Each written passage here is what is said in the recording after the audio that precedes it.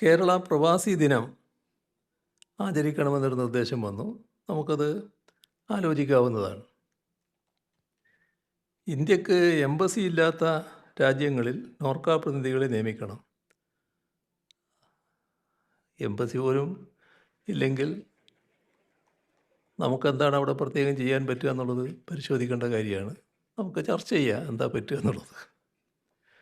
ഡൽഹി കേരള ഹൗസിലും മുംബൈയിലും മലയാളം മിഷന് ഓഫീസ് ആരംഭിക്കണം. കൽക്കത്തയിൽ Norka Roots office സ്ഥാപിക്കണം. അതെല്ലാം നമുക്ക് പരിശോധിക്കാവുന്ന കാര്യങ്ങളാണ്. ഇവിടെ നമ്മുടെ പ്രവാസ ജീവിതത്തിനിടയിൽ അഭിമുഖീകരിക്കേണ്ടി വരുന്ന പലവിധ പ്രശ്നങ്ങൾ, പ്രതിസന്ധികൾ, അതൊക്കെയാണ് നിങ്ങളിവിടെ ചൂണ്ടിക്കാണിച്ചിട്ടുള്ളത്. സുരക്ഷിതത്വമാണ് എല്ലാവർക്കും പ്രധാനം. നമ്മുടെ ഇന്നത്തെ കാലത്ത് അത് ഉറപ്പാക്കാനാകും വിധം സുശക്തമായ കുടിയേറ്റ നിയമമാണ് വേണ്ടത്. നമ്മെ സംബന്ധിച്ചിടത്തോളം ഏറ്റവും പ്രധാന വെല്ലുവിളിയായിട്ടാണ് നിൽക്കുന്നത്. കേന്ദ്ര സർക്കാരാണ് ഇത്തരമൊരു നിയമനിർമ്മാണം നടത്തേണ്ടത്. ദീർഘകാലത്തെ മുറവിളിയുടെ ഫലമായാണ് എമിഗ്രേഷൻ നിയമം 2019 കരട് പുറത്തുവിട്ടത്. 2021 രണ്ടാം കരട് പ്രസിദ്ധീകരിച്ചു. 2025 overseas mobility facilitation and welfare ബില്ലും പ്രസിദ്ധീകരിച്ചു.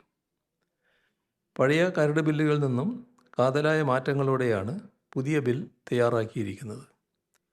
സാധാരണക്കാരായ തൊഴിലാളികളുടെ സുരക്ഷ ഉറപ്പാക്കുന്നതാണോ ഈ ബിൽ എന്ന സംശയം പൊതുവെ ഉയർന്നു വന്നിട്ടുണ്ട്.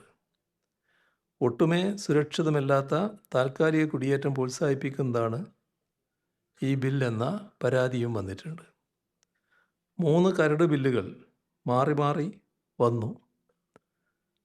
അതല്ലാതെ പാർലമെൻറ്റിൽ അവതരിപ്പിച്ച് നിയമമാക്കുന്ന കാര്യത്തിൽ വലിയ അലംഭാവമാണ് കേന്ദ്ര സർക്കാരിൻ്റെ ഭാഗത്തുനിന്നുണ്ടായിട്ടുള്ളത്. ഇപ്പോൾ കേന്ദ്രം നടത്തുന്ന നിയമനിർമ്മാണത്തിലെ വ്യവസ്ഥകൾ പ്രവാസികളുടെ ക്ഷേമവും സുരക്ഷിതത്വവും ഉറപ്പാക്കാനുള്ള നിർദ്ദേശങ്ങൾ സംസ്ഥാന സർക്കാർ കാലാകാലങ്ങളിൽ കേന്ദ്ര സർക്കാരിൻ്റെ ശ്രദ്ധയിൽപ്പെടുത്തിയിട്ടുണ്ട്. ഇനിയും അതിനുള്ള സമ്മർദ്ദം സംസ്ഥാന സർക്കാർ തുടരും എന്ന ഉറപ്പാണ് നൽകാനുള്ളത്.